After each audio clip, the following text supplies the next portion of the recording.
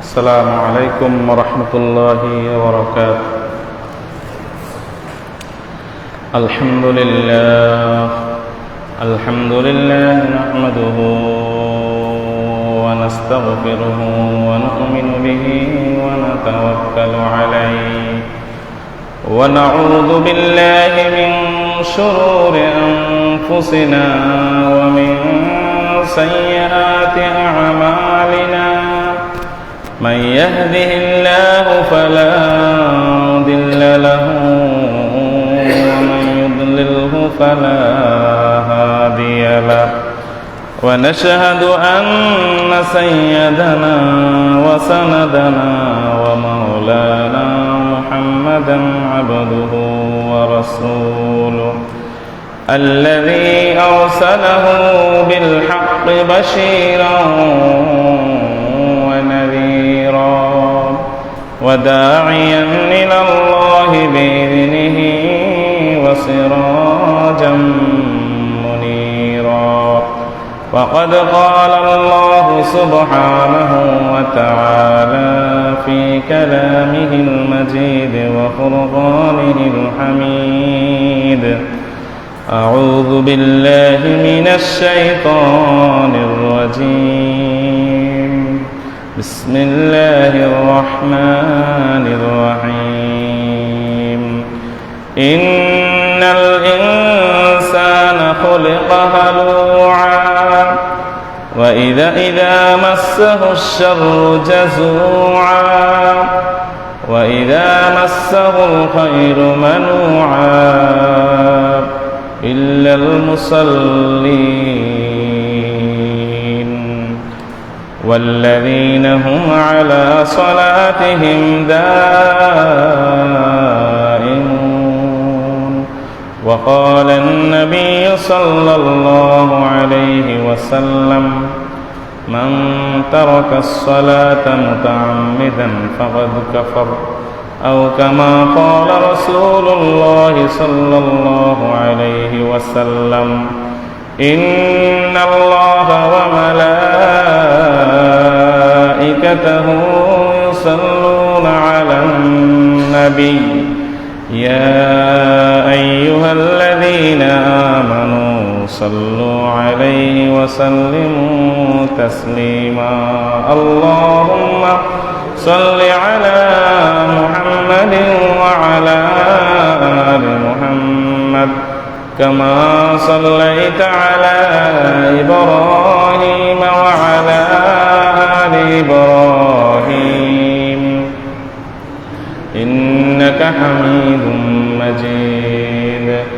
اللهم بارك على محمد وعلى آل محمد كما باركت على إبراهيم وعلى آل إبراهيم إنك حميد مجيد. মুআজ্জাজ মুহতারাম, সম্মানিত মুসল্লিয়ান ইকরাম, মহান আল্লাহ রাব্বুল আলামিনের পবিত্র দরবারে অসংখ্য অগণিত সাজুদ পেশ করছি, কৃতজ্ঞতা এবং শুকরিয়া আদায় করছি যে রব্বুল আলামিন আমাদেরকে আজকের এই পবিত্রতম দিন জুমার দিনে তার ঘরে এসে আমাদেরকে উপস্থিত হওয়ার তৌফিক দান করেছেন। এই জন্য মনিবের দরবারে শুকরিয়া আদায় করছি, আলহামদুলিল্লাহ।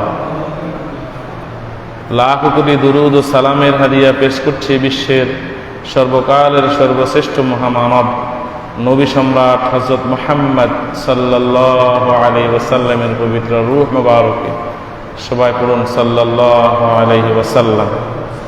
পৃথিবীর বিভিন্ন স্থানে নির্যাতিত নিপীড়িত মজলুম, বিশেষত গাজার মধ্যে ফিলিস্তিনে যেই পৃথিবীর ইতিহাসের সর্বনিকৃষ্টতম নরপিচাস সেই ইসরায়েল কর্তৃক মুসলমানদেরকে যেভাবে নির্যাতনের স্টিম রোলার চালাচ্ছে, আল্লাহ রাব্বুল আলামিন এই জালিম থেকে, এই সন্ত্রাসীদের থেকে মুসলমানদের জনপদকে হেফাজত করুন। সবাই বলি আমিন। আল্লাহ রাব্বুল আলামিন ছোট্ট ছোট্ট মাসুম বাচ্চাদেরকে হেফাজত করুন, আমাদের মা বোনদেরকে হেফাজত করুন, পুরুষদেরকে হেফাজত করুন।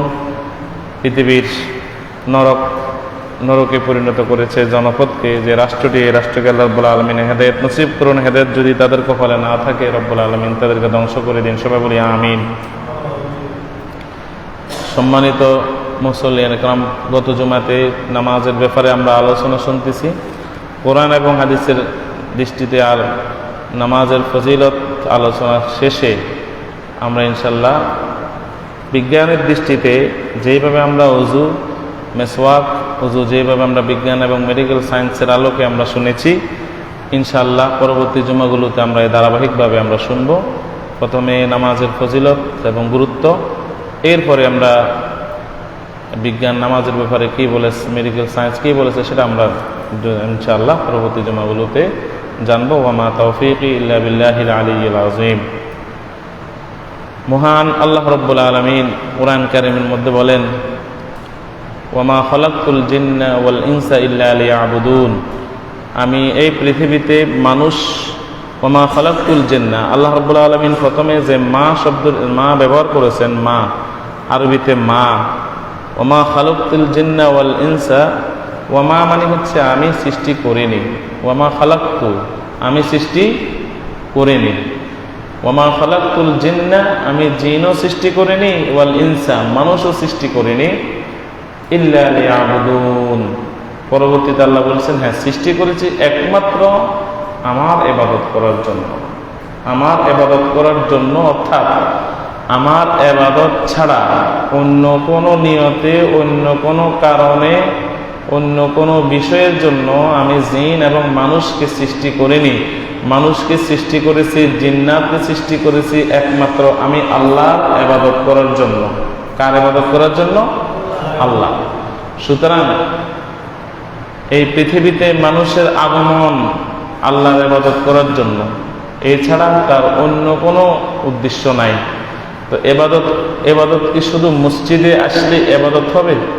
মসজিদের বাহিরে কি ইবাদত করতে হবে না? তবে আল্লাহ যখন আমাদেরকে একমাত্র তার ইবাদতের জন্যই সৃষ্টি করেছেন, তার মানে আমাদের 24টা ঘন্টাই হতে হবে ইবাদত। আমাদের 24 ঘন্টা কি হতে হবে? ইবাদত। বলে এটা কিভাবে সম্ভব? হ্যাঁ, এটা একদম সম্ভব। আপনি যদি একদম ঘুমানো থেকে শুরু করে যদি পুরা 24 ঘন্টার হিসাব রুটিন আমি আপনাকে দিই, তাহলে সবগুলো যদি আপনি আল্লাহর নির্দেশ এবং রাসূলের তরিকা মতো আপনি চালান, তাহলে আপনার 24টা ঘন্টাই হবে আল্লাহর ইবাদত।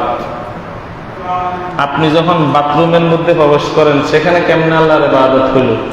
আপনি যখন ইস্তেনজা যান, সেখানে কিভাবে ইবাদত হলো? না, সেটাও ইবাদত যদি আপনি আল্লাহর নবীর সুন্নত তরিকায় যান। মানুষ যখন ঘুমিয়ে থাকে, তখন তো মানুষ নামাজ পড়তে পারে না, তাসবিহ তাহলিল করতে পারে না, সেটা কিভাবে ইবাদত হলো? সেটা হচ্ছে আপনি যদি আল্লাহর নবীর তরিকা মতো, তার সুন্নত মোতাবেক যদি ঘুমান, তাহলে আপনি 6 ঘন্টা, 7 ঘন্টা বা 5 ঘন্টা, যত ঘন্টাই ঘুমান, প্রত্যেকটা সময় আপনার ইবাদতের মধ্যে গণ্য হবে। ওভারঅল কথা হলো, আপনার 24টা ঘন্টাই ইবাদতের মধ্যে আপনি শামিল করতে পারবেন যদি আপনি একটু খেয়াল করেন। আল্লাহু আকবার। যদি আপনি আল্লাহর নির্দেশ রাসূলের তরিকার মতো চালান, বলে আমি যে ব্যবসা বাণিজ্য করি, চাকরি বাকরি করি, এটাকে ইবাদত। قال النبي صلى الله عليه وسلم كسب الحلال كسب الحلال فريضة بعد الفريضة। আল্লাহর নবী, বিশ্ব নবী মুহাম্মদ রাসূলুল্লাহ সাল্লাল্লাহু আলাইহি ওয়াসাল্লাম বলেন, কাসবুল হালালে ফরিজাতুন বাদাল ফরিজা। হালাল রিজিক তালাশ করা, এটা নামাজ, রোজা, হজ, যাকাত, এটা হচ্ছে প্রথম কাতারের ইবাদত। কালেমা, নামাজ, রোজা, হজ, যাকাত, এটা প্রথম স্তরের ইবাদত। অনুরূপভাবে আল্লাহর নবী বলেন যে হালাল গাজা, হালাল রিজিক তালাশ করাও এই সমস্ত ইবাদতের মতো একটা ইবাদত। সুবহানাল্লাহ। তাহলে আপনি যদি দোকানদারি করেন, বলেন তো যতক্ষণ দোকানদারি করবেন এটা ইবাদত হবে তো? আপনি সকালবেলা চাকরিতে ঢুকে গেলেন 9টা থেকে একদম 5টা পর্যন্ত, তাহলে এই দীর্ঘ সময়ও আপনার ইবাদতের মধ্যে শামিল হবে যদি আপনি একটু রাসূলের তরিকার মতো চালান। কাসবু কাসবুল হালালে হালাল উপার্জন করা ফরিদাতুন মা'দাল ফরিদা, নামাজ পড়া যেরকম ইবাদত, বাল বাচ্চা স্ত্রীর জন্য আয় ইনকাম করা ওই ইবাদতের মধ্যে শামিল হয়ে যাবে। আল্লাহর নবী বলেন, এই যে যারা খেত খামারের কাজ করে তারা ইবাদত করতেছে, একটু কমাই দেন। যারা খেত খামারে কি করতেছে?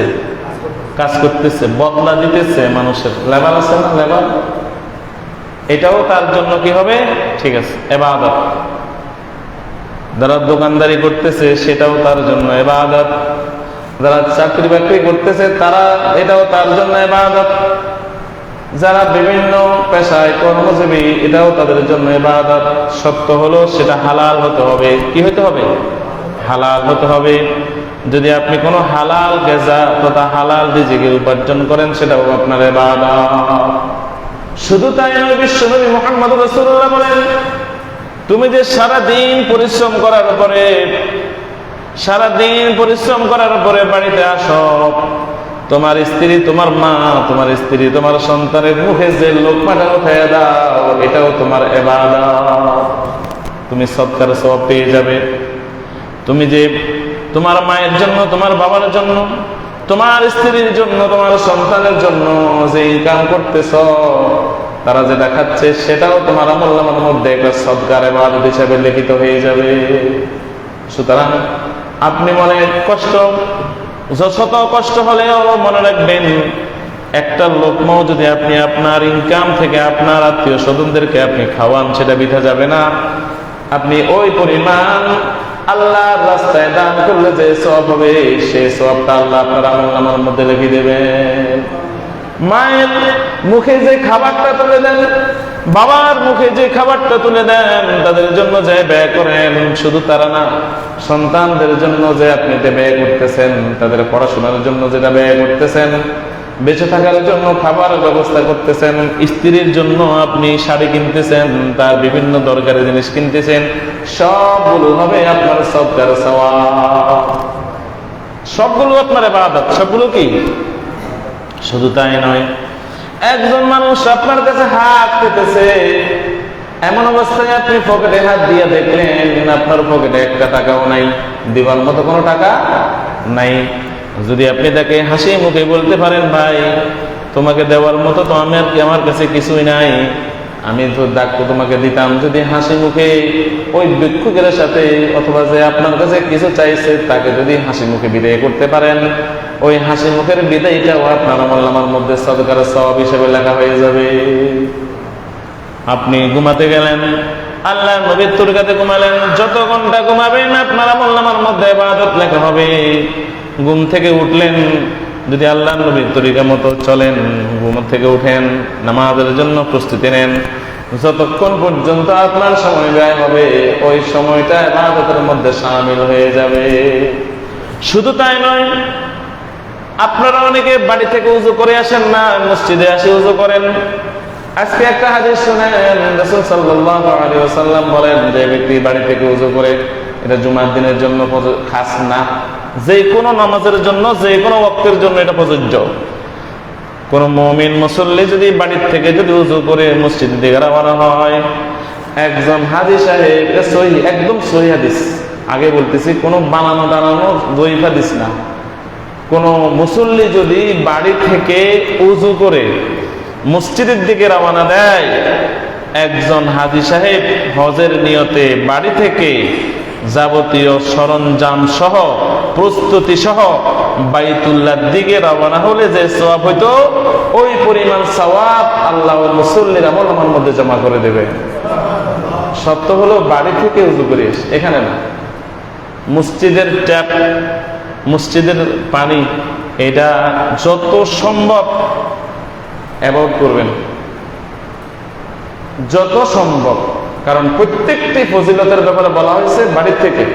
কোথা থেকে? বাড়ির থেকে, বাসা থেকে। আপনি সেখান থেকে উযু করে আসবেন, সেখান থেকে গোসল উযু সেখান থেকে করে আসবেন। আপনাদের এখানে না পুকুর আছে, অনেক মসজিদ আছে, মাসে হাজার হাজার টাকা শুধু আপনার কারেন্ট বিল যায় এই কারণে। কিন্তু মানুষ যদি একটু খেয়াল করলে কি পরিমাণ ন্যাক সে পাবে।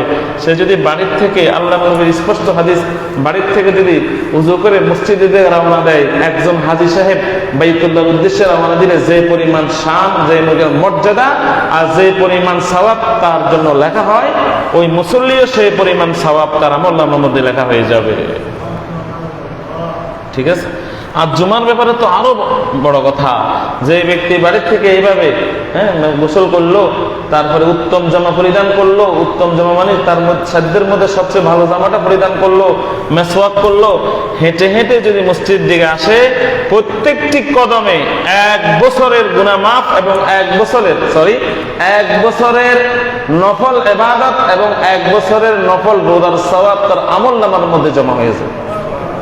এটাও সহিহ হাদিস, মুসনাদ আহমদ। যে ব্যক্তি বাড়ি থেকে জুমার দিন জুমার নামাজের উসিলায়, তবে সত্য হচ্ছে পায়ে হেঁটে, সত্যটা কি পায়ে হেঁটে প্রত্যেকটি কদমে 1 বছরের নফল ইবাদতের সওয়াব এবং 1 বছরের নফল রোজার সওয়াব প্রতি কদমে যদি আপনি পান, চিন্তা করেন আপনার বাড়ি যদি এখান থেকে 100 হাত অথবা 100টা কদম দূরে হয়, আপনি 100 বছরের নফল রোজার সওয়াব আর 100 বছরের নফল রোজার সওয়াব আপনি পেয়ে গেলেন। সফল নফল রোজা, নফল ইবাদত, সুবহানাল্লাহ। কি পরিমাণ নেকের ব্যবস্থা রব্বুল আলামিন করেছেন। এই নামাজের ফজিলতের ব্যাপারে কি বলবো, নামাজ তো পড়তেই হবে, গত জুমাতে বলেছি। কোরআন কারীমের মধ্যে আল্লাহ রাব্বুল আলামিন বলেছেন, নামাজ না পড়লে কিয়ামত দিন ধরা হয়ে যায়। এক বান্দাকে ধরে ফেরেশতারা ধরবে, আল্লাহ সুবহানাহু ওয়া তাআলা মা সালাকাকুম ফি সাকার ক্বালু লাম নাকু মিনাল মুসাল্লিন। ফেরেশতারা বলবে, এই বান্দা, এত নিকৃষ্ট জায়গায় যেখানে 1 সেকেন্ড পর্যন্ত থাকার জন্য তোমার শরীর প্রস্তুত নয়, তুমি সহ্য করতে পারবে না, সেই জাহান্নামে কেন আসলা? কাকে প্রশ্ন করব? যে জাহান্নামে যাবে তাকে। ফেরেশতারা, কেন তোমাকে কি কেউ কি জাহান্নামের কথা বলেনি? তোমার কাছে জাহান্নামের ব্যাপারে তোমাকে কেউ কিছু বলেনি? তুমি কেন জাহান্নামে আসলা? এই নিকৃষ্ট জায়গা কেন আসলা? সে উত্তর দিল, ক্বালু লাম নাকু মিনাল মুসাল্লিন, আমি মুসল্লিদের মধ্যে অন্তর্ভুক্ত ছিলাম না। হায় হায়, আমি নামাজ পড়ি না এই কথা না। কি জবাব দিছে? লাম নাকু মিনাল মুসাল্লিন, আমি মুসল্লিদের কাতারে শামিল হতে পারি নাই। 5 ওয়াক্ত নামাজ যে ব্যক্তি পড়বে সে মুসল্লি। যে ব্যক্তি 1 ওয়াক্ত মারে 2 ওয়াক্ত পড়ে, 2 ওয়াক্ত মারে 1 ওয়াক্ত পড়ে, সে মুসল্লি নয়। এইটা অভ্যাস হচ্ছে মুনাফিকের অভ্যাস। এটা আল্লাহর নবী বলেছেন। সুতরাং ওই ব্যক্তি মুসল্লি হবে যে ব্যক্তি 5 ওয়াক্ত নামাজ আদায় করবে। সুতরাং আমি এমন হতভাগা যে আমি 5 ওয়াক্ত নামাজ আদায় করতে পারি নাই, এই জন্য আজকে জাহান্নামী হইলাম। আল্লাহ রাব্বুল আলামিন প্রত্যেকটি নবী রাসূলদের জন্য, আমি বলেছি গত জুমাতে, নামাজ ফরজ করেছেন। হযরতে ঈসা আলাইহিস সালাতু ওয়াস সালাম, আপনারা জানেন হযরত ঈসা আলাইহিস সালামের জন্মটা অলৌকিকভাবে হয়েছে, বাপ ছাড়া। জানেন তো, মারইয়াম আলাইহিস সালাতু ওয়াস সালামকে অনেক অপবাদ দেওয়া হয়েছে, কারণ তার বিয়ে হয় নাই। হযরতে মারইয়াম আলাইহিস সালাতু ওয়াস সালাম তার বাপ ইমরান আলাইহিস সালাতু ওয়াস সালামের মেয়ে বাইতুল মাকদাস, বর্তমানে ইসরায়েল যেটা ইয়েমেন, বাইতুল মুকাদ্দাস অথবা বাইতুল মাকদাস, সেখানের ইমাম ছিলেন। তো ইমাম ছিলেন, তিনি ওসিয়ত করে গেছেন তার স্ত্রী, যদি আমার কোনো সন্তান হয় আমি তাকে আল্লাহর রাস্তায় কি করে দেব? ওয়াকফ করে দেব। তো একটা মেয়ে জন্ম নিচ্ছে। হ্যাঁ, إذ قالت امرأة عمران رب إني نذرت لك ما في بطني محررا فتقبل مني إنك أنت السميع العليم فلما وضعتها قالت رب إني وضعتها أنثى। হযরত মারইয়াম আলাইহিস সালামের মা হান্না বিনতে ফাকুস বলল, আল্লাহ, আমার পেটে যে বাচ্চাটা আছে এটা আমি তোমার নামে কি করে দিলাম? ওয়াকফ করে দিলাম। তো যখন প্রসব করছে তখন দেখে একটা মেয়ে, মনে করছিল ছেলে হবে, তখন বলতেছে, আল্লাহ, এটা তো মেয়ে। আল্লাহকে আমি জানি, আল্লাহু আ'লামু বিমা ওয়াদাত, তুমি যেটা প্রসব করছো এটা আমি তোমার চেয়ে ভালো জানি। ওয়ালাইসা যাকারু কাল উনসা, এটা সাধারণ মেয়ে না, এরকম লক্ষ কোটি ছেলেরও এর মর্যাদার দ্বারের কাছে আসতে পারবে না, সেরকম মেয়ে। তো তাকে অনেক ঘটনা রাখছে। এরপরে সে বালক হবার পরে অনেক ঘটনা, হযরত জিবরিল ইসলাম আসি তাকে কি করলেন, একটা ফুৎকার দিলেন, তিনি গর্ভবতী হয়ে গেলেন। তিনি গর্ভবতী হওয়ার পরে সমাজের লোকেরা তাকে কি করতে লাগলো, দূর দূর করে তাড়া দিতে লাগলে, তুমি আমাদের ইমাম সাহেবের মেয়ে, এত চরিত্রহীনা, তুমি চলে যাও। অনেক অপমান করে তাড়িয়ে দিয়েছে। সেখানে বাইতুল্লাহাম, ফিলিস্তিনের বর্তমানে বেতেলহেম যেখানে ফিলিস্তিন, ওখানে বাইতুল্লাহাম আরবিতে বলে, ওখানে বেতেলহেমে অর্থাৎ মারিয়াম আলাইহিস সালাম একটা ফুটফুটে সন্তান জন্ম দিলেন, তার নাম কি ঈসা আলাইহিস সালাম। এখন বাপ আছে নি বলেন? ঈসা আলাইহিস সালামের বাপ আছে? নাই। এখন বললেন আল্লাহ, আগে তো যা আছিল, বাচ্চা পেটে আছিল, দেখে নাই, এখন যদি বাচ্চা এটা লই আমি সমাজে যাই, আমার কি আস্ত রাখবো নি? তো তুমি কোনো কথা বলিও না, তুমি বলবা যে আমি রোজা রয়েছি। তৎকালীন শরীয়তে রোজা থাকলে কথা বলতে পারতো না। কি বলতে পারতো না? কথা বলতে পারতো না। কথা বললে রোজা বাংলা। যদি বর্তমান জমানাতে উম্মতে মুহাম্মদের জন্য বলতো, কথা কইলে রোজা বাংলা। কজনে রোজা হইতো কোন? আরো রোজার সময় মনে হয় যেন সেটি যায় নাকি? যদি বলতো রোজা অবস্থায় কথা বললে রোজা ভেঙে যাবে, কজনে রোজা থাকতো? আমি বলতেছি আমারও থাকতো না। তবে ওইটা সিস্টেম হলে তখন হয়তো সিস্টেম হয়ে যেত সেরকম। তো সেই শরীয়তে কথা বলতে পারতো না। আল্লাহ তুকাল্লিমান নাস, মানুষের সাথে কথা বলতে পারবে না। মানুষকে বলবা, ইশারা দিবা, বাচ্চারা জিজ্ঞ, ইয়া মারিয়াম, হে মারিয়াম, এটা কে? তোমার বাপ তো বালা ছিল, তুমি বালা বংশের মেয়ে, এরকম বেহায়া কেমন হয়েছ? একটা সন্তান বাপ ছাড়া, এটা আবার আমাদের শহরে টাউনে নিয়ে আসছো। বলতেছে ফাশারাত ইলাইহি, এই কোলের বাচ্চাটারে প্রশ্ন করো। ক্বালু কাইফা নুকাল্লিমু মান কানা ফিল মাহদি সাবিয়্যা, মরিয়ম তুমি কি পাগল হয়েছো যে আমি এই মাসুম বাচ্চাটারে কি জিজ্ঞাসা করুম? এটা কথা বলতে পারবে? হযরত ঈসা আলাইহিস সালাতু ওয়াস সালাম কোলে থাকি বলতেছে, ইন্নী আব্দুল্লাহ আতানিয়াল কিতাব। এখনো 7 দিনও হয় নাই, আজকে জন্ম নিয়েছে এরকম বাচ্চা বলতেছে আমি কি আব্দুল্লাহ। আতানিয়াল কিতাব, আমাকে আল্লাহ কিতাব দিয়েছে। সুবহানাল্লাহ পড়েন না? একদিনের বাচ্চা বলতেছে নাকি? আতানিয়াল কিতাব ওয়া জাআলানি নাবিয়্যা, আমাকে শুধু কিতাব, আমাকে আমি একজন নবী নই, শুধু আমি একজন রাসূল। আতানিয়াল কিতাব ওয়া জাআলানি নাবিয়্যা ওয়া জাআলানি মুবারাকান আইনামা কুনতু। তোমরা আমার মাকে অপয়া বলতেছ, অপবিত্র বলতেছ। শুনে রাখবা, আমি ঈসা যেখানে যাব সেখানে আল্লাহ বরকত দ্বারা পরিপূর্ণ করে দেবেন। ওয়া আওসানি বিস সালাতি ওয়াজ যাকাতি মা দুমতু হাইয়া, এই কথাটি বলার জন্য আমি ইতিহাস টান দিছি। ওয়া আওসানি, এক দিনের বাচ্চা বলতেছে আমার রব আমাকে ওসিয়ত করেছে, আমাকে নির্দেশ দিয়েছে। ওয়া আওসানি বিস সালাতি ওয়াজ যাকাতি মা দুমতু হাইয়া, একদিনের বাচ্চা বলতেছে আমার আল্লাহ আমাকে পয়গাম পাঠিয়েছেন, আমি যেন নামাজ প্রতিষ্ঠা করি আর যাকাত প্রদান করি।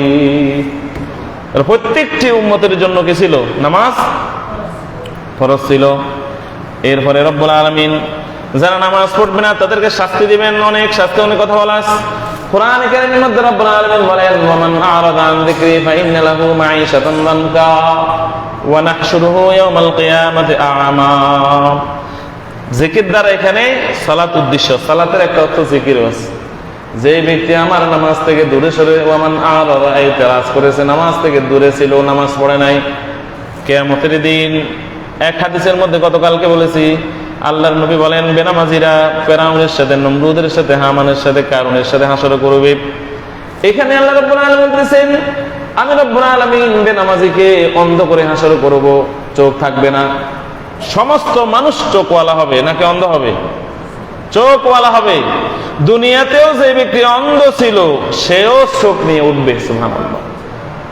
কিন্তু যারা নামাজ পড়ে নাই, বেনামাজি, তারা চোখ দুটো নিয়ে উঠতে পারবে না। আল্লাহ রাব্বুল আলামিন বলেন, ওয়া মান আ'রাদা আন যিকরি ফাইন্না লাহু মাঈশাতান দানকা ওয়া নাহশুরুহু ইয়াওমাল কিয়ামাতি আ'মা।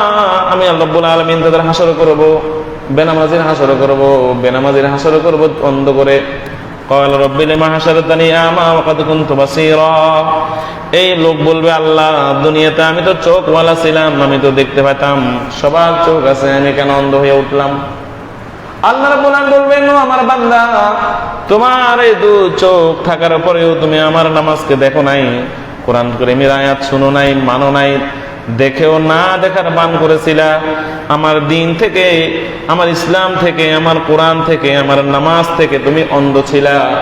এই জন্য আমি রব্বুল আলামিন আজকে তোমাকে শাস্তি দিয়ে অন্ধ করে হাসর করাবো। তাহলে বেনামাজিরা কিয়ামতের দিন কি চোখ নিয়ে উঠতে পারবে?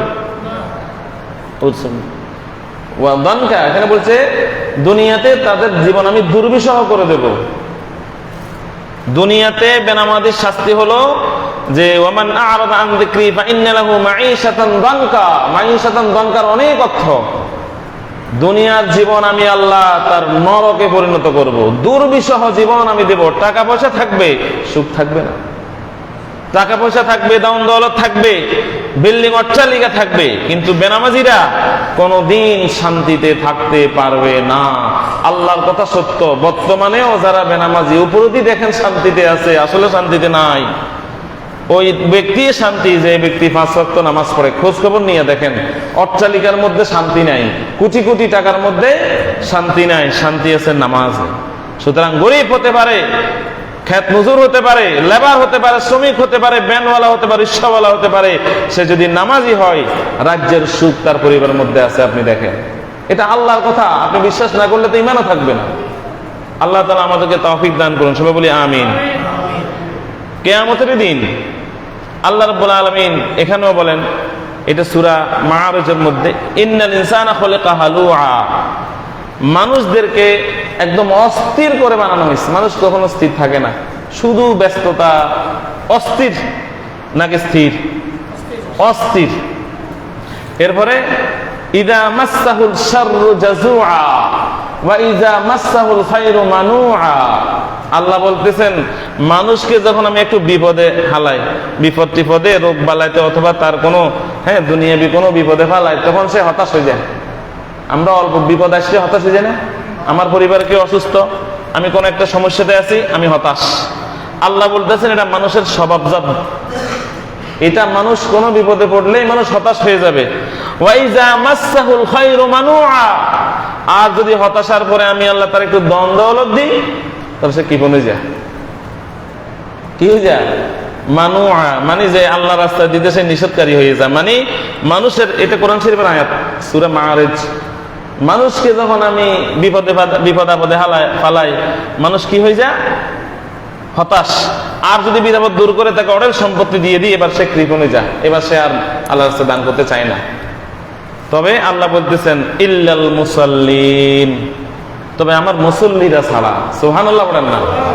যারা আমার নামাজ পড়ে তারা কখনো বিপদ আপদ আসলে হতাশ হয় না।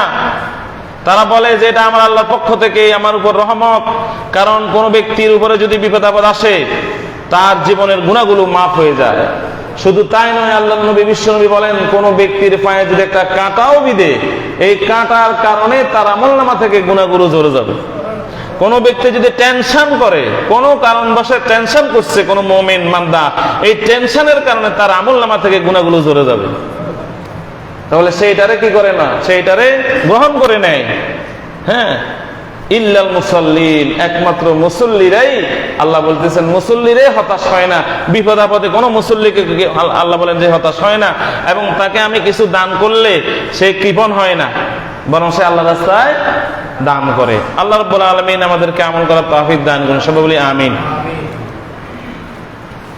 গত জুমাতে কিন্তু সময় বেশি হয়ে গেছে গড়ির কারণে, এই জুমাতে সময় বেশি নেব না। শীতকাল তো, আপনার আগে আগে আসবেন, আগে আগে আসবেন ইনশাল্লাহ। আমি 20-এর আগে ছেড়ে দেবো, ঠিক আছে ইনশাল্লাহ?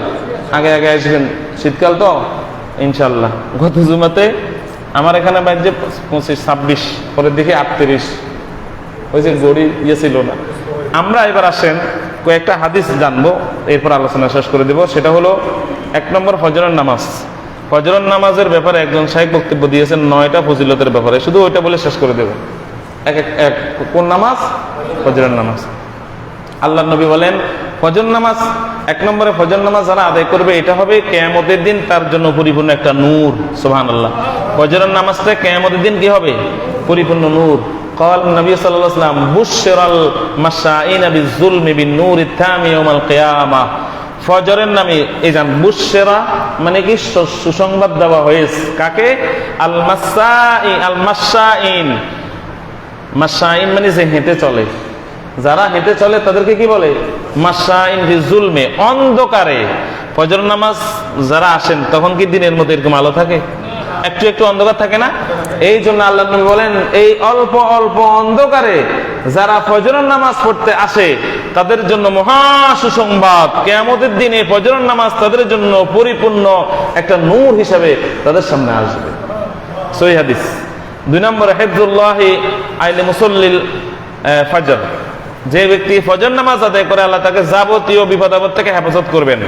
قال النبي صلى الله عليه وسلم من صلى صلاة الفجر, যে ব্যক্তি ফজরের নামাজ আদায় করবে ফাহুয়া ফি জিম্মাতিল্লাহ, সে কার জিম্মায়? আল্লাহর জিম্মায় চলে যাবে। সুবহানাল্লাহ।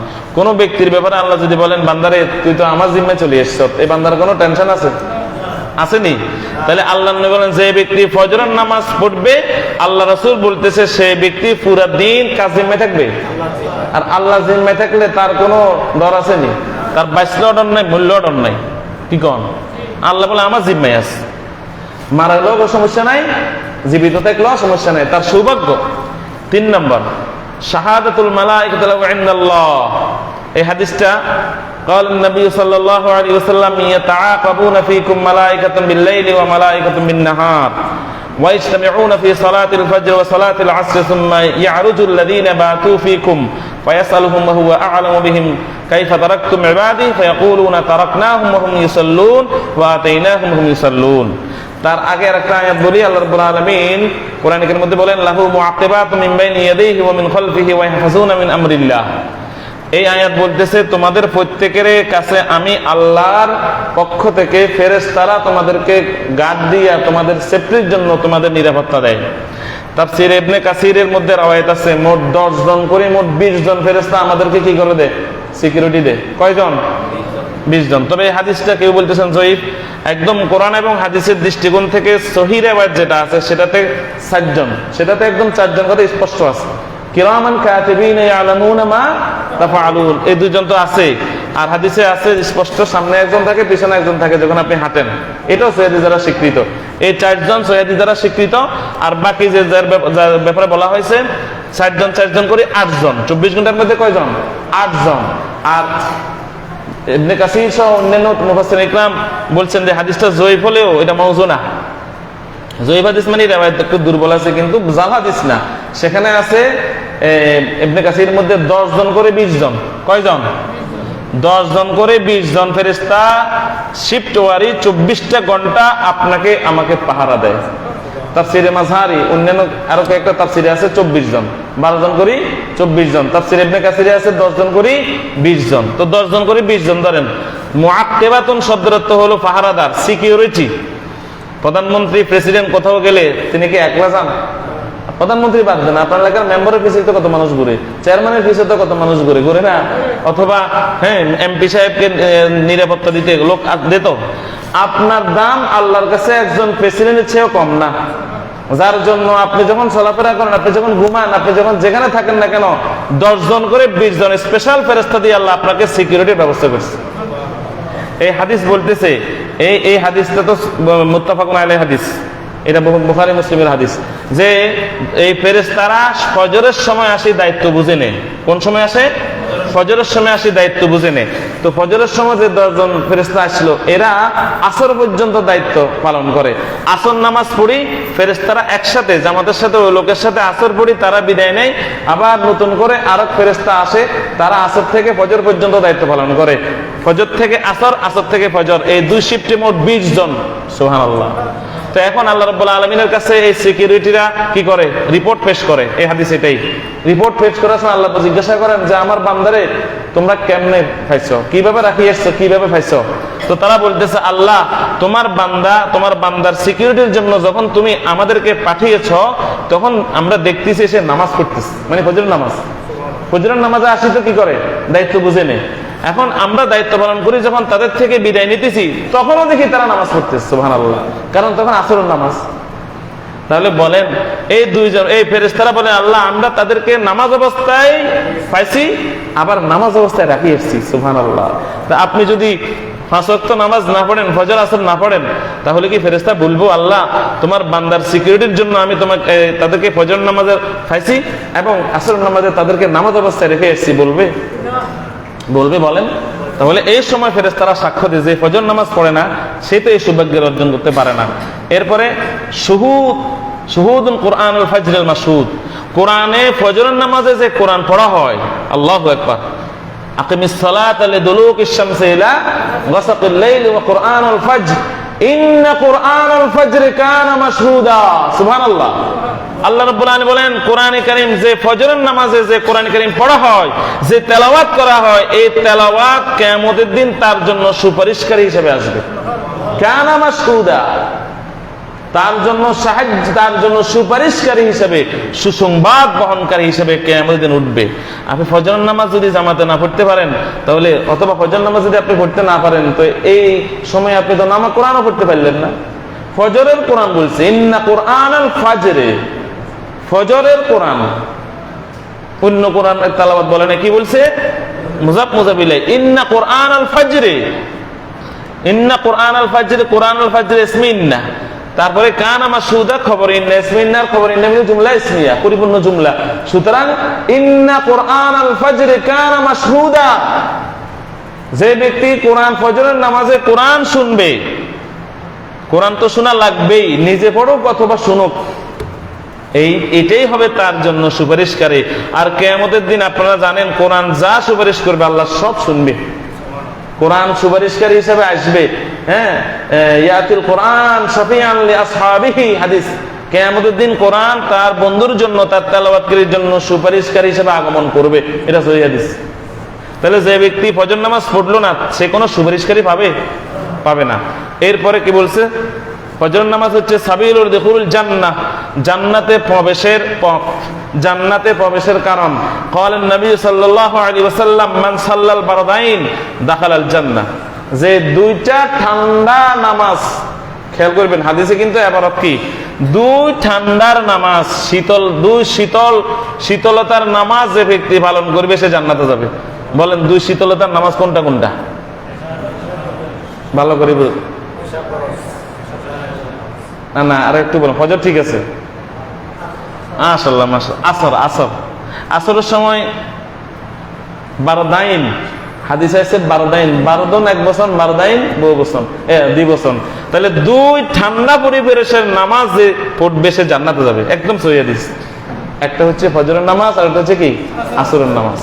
ছাড়ে দিবেন নাকি? না, ছাড়ে দিবেন নি, এটা জান্নাতে যাওয়ার কারণ। তারপরে মিন আসবাবিন নাজরি ইলা ওয়াজহিল্লাহ, এটা বড় হাদিস, সংক্ষেপে বলতেছি। কিয়ামতের দিন আল্লাহ ওই ব্যক্তিদেরকে দেখা দেবেন যারা সূর্যাস্তের আগে এবং সূর্য উদয়ের আগে নামাজ পড়বে। সুবহানাল্লাহ।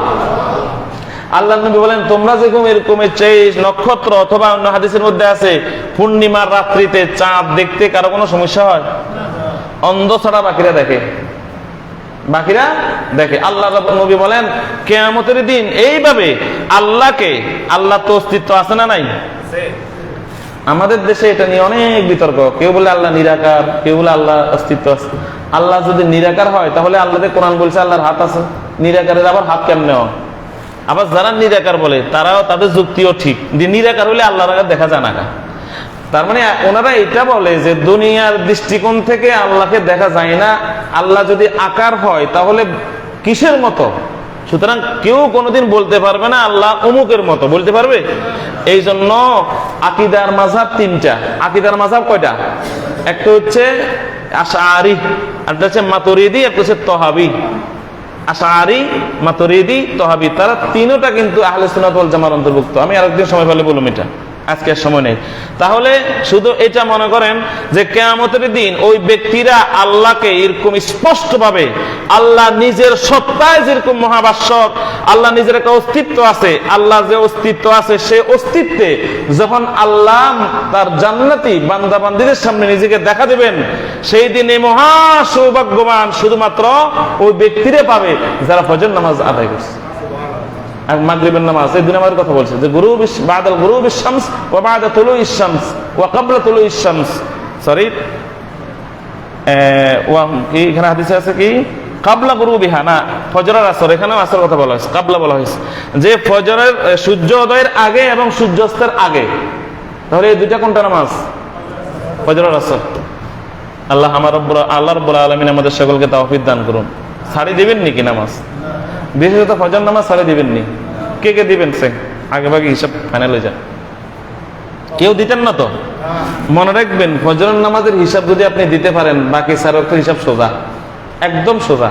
কারণ যে ব্যক্তি কষ্ট করে ফজর পড়তে পারবে, তার ফিটেও বাকি 4 নামাজ তার কি কাজা করতে পারবে না, ঠিক না? এটা সবচেয়ে কঠিন হলো ফজরের নামাজ আদায় করা, সবচেয়ে কঠিন।